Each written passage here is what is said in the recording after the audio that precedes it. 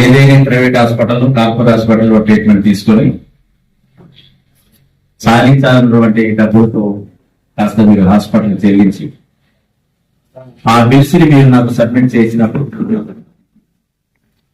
ముఖ్యమంత్రి సహాయ నిధి నుండి నేను ఈరోజు 30 మందికి గాను 8,68,000 రూపాయలు శాంక్షన్ తీసుకొచ్చి ఈరోజు మీకు చెక్ ఇవ్వడం జరుగుతుంది.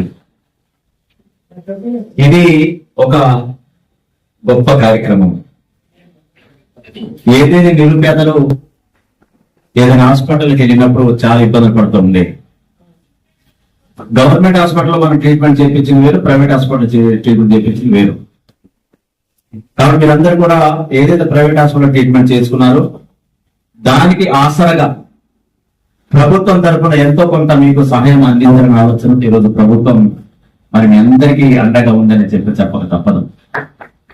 దానిలో భాగంగా ఈ రోజు ఇచ్చేది ముఖ్యమంత్రి సహాయ నిధి ఉన్నటువంటి సీఎం రిలీఫ్ ఫండ్ నేను ఇవ్వడం జరుగుతూ ఉంది. ఈ సంవత్సరంలో, ఈ ఒక్క సంవత్సరంలోనే 3,75,00,000 రూపాయలు నేను ఇప్పటికి శాంక్షన్ తీసుకొచ్చి ఇచ్చిన. ఈ రోజు 3,75,00,000 రూపాయలు. అదేవిధంగా కల్మోసులు అంటే ఏదైనా ట్రీట్మెంట్ మనం సర్జరీ చేయించేటప్పుడు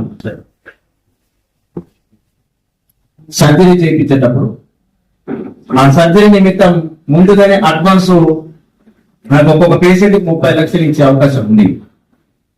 దాంట్లో భాగంగా ఈ రోజు 1,85,00,000 రూపాయలు కేవలం ఒక ఎల్ఓసి కింద ముందు అడ్వాన్స్ పేమెంట్ ఇవ్వడం జరిగింది ఈ రోజు వరకు నేను ఒక సంవత్సరంలోనే.